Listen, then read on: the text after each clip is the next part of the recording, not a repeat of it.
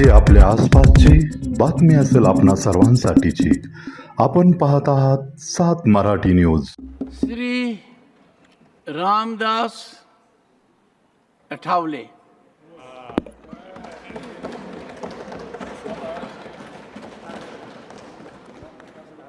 Very briefly. सभापति महोदय,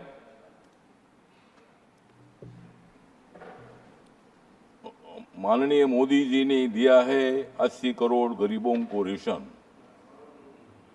माननीय मोदी जी ने दिया है 80 करोड़ गरीबों को रेशन, इसलिए माननीय राष्ट्रपति जी का बहुत ही अच्छा था अभिभाषण। मोदी जी कर रहे हैं मजबूत नेशन, मोदी जी कर रहे हैं मजबूत नेशन, इसलिए मैं यहाँ दे रहा हूँ आपके सामने मेरा भाषण।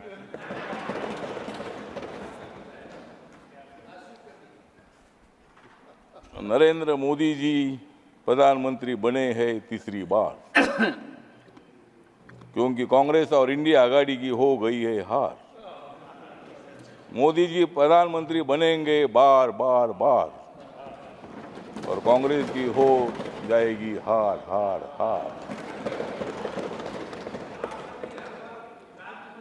संविधान बदलेगा ये प्रचार झूठा था, संविधान बदलेगा ये प्रचार झूठा था, क्योंकि कांग्रेस ने सारा देश लूटा था।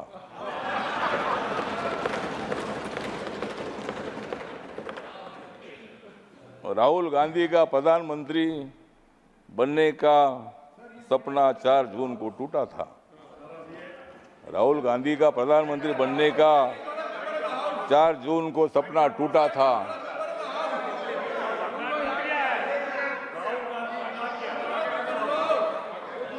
और मोदी जी के खिलाफ वन सेकेंड इंडिया आघाड़ी का प्रचार झूठा था। एक सेकेंड। यही है कि जो व्यक्ति दूसरे सदन का सदस्य हो उसके बारे में कोई आक्षेप नहीं लगाया जा सकता, और उसका आक्षेप नहीं लगाया जा सकता, उसकी चर्चा नहीं हो सकती, क्योंकि वो अपनी बात की सफाई देने के लिए यहाँ पे मौजूद नहीं है। तो मेरा विनम्र निवेदन है कि नाम चूंकि राहुल गांधी जी का लिया है तो उसे कार्रवाई से निकालें। Honourable minister, please avoid, please take your seat. Yes, हाँ बोलिए सर। हाँ तो सर जी, मैंने इतना ही बोला था कि सपना थोड़ा आदमी का होता है, ऑनरेबल मिनिस्टर चाहिए, सपने में जीना ही अपना काम ही है। ऑनरेबल मिनिस्टर, और इसीलिए मतलब हम इतना ही बताना चाहते हैं कि संविधान के संबंध में बहुत बड़ा ब्लैकमेल करने का काम किया था, जनता में फूट पैदा करने का काम किया था। जिन लोगों को जेल में डाला था ये सब लोग एक साथ आए थे। हमारे संजय जी है, संजय जी, हमने आपको जेल में नहीं डाला था, नहीं हमने नहीं डाला था, ईडी ने डाला था। आपके बारे में आदर है। अन्ना हजारे जी हमारे महाराष्ट्र से आते हैं, अन्ना हजारे साहब के साथ मेरे संबंध बहुत अच्छे हैं। अरविंद केजरीवाल जी उनके आंदोलन से आगे आए हैं और भ्रष्टाचार के खिलाफ आपने आवाज उठाई है। आम आदमी पार्टी है, आपका पार्टी है, आपने काम अच्छा किया था, लेकिन थोड़ी गड़बड़ हो गई, इसीलिए ऐसा हो गया। अब तो इसीलिए ठीक बात है। तो इसीलिए हमारा कहना इतना ही है कि संविधान के बारे में बाबा साहब अम्बेडकर जी ने संविधान लिखा है। जिस बाबा साहब अम्बेडकर जी ने संविधान लिखा, आज बाबा साहब का नाम लिया जाता है, संविधान का किताब दिखाया जाता है। लेकिन मैं इतना बताना चाहता हूं, ये कांग्रेस पार्टी ने बाबा साहब को 2 बार हराया था। 1952 में मुंबई में लौगलो मतदार संघ से बाबा साहब को हराया था, 1954 में भंडारा जी बाबा साहब को हराया था, और बाबा साहब अम्बेडकर जी को भारत रत्न नहीं दिया था, बाबा साहब का फोटो सेंट्रल हॉल में नहीं लगाया था, और आज बाबा साहब की बात करते हैं। आज आप संविधान दिखाते हैं, संविधान दिखाओ, लेकिन संविधान के जैसा आपको बर्ताव करने की आवश्यकता है, और इसीलिए संविधान कोई बदल नहीं सकता है। नरेंद्र मोदी जी माथा टेकर शपथ लेते हैं। 26 नवंबर 1949 को संविधान का ड्राफ्ट बाबा साहब ने दे दिया था, तो वो दिन मोदी जी संविधान दिन मनाते हैं, और आप बोलते हैं कि भाई संविधान बदलेंगे। मोदी जी ने बाबा साहब के काम इतने पूरे किए हैं, मुंबई में हिंदू मिल की जगह पर 3,600 करोड़ की जमीन बाबा साहब के मेमोरियल के लिए दी है और वहाँ 1,200-1,300 करोड़ का मेमोरियल बन रहा है। डॉक्टर अंबेडकर फाउंडेशन आपने बनाया था, कांग्रेस पार्टी ने बनाया था, लेकिन वो खाली ऑफिस ही था। मोदी जी आने के बाद वहाँ इतनी बड़ी बिल्डिंग बन गई है।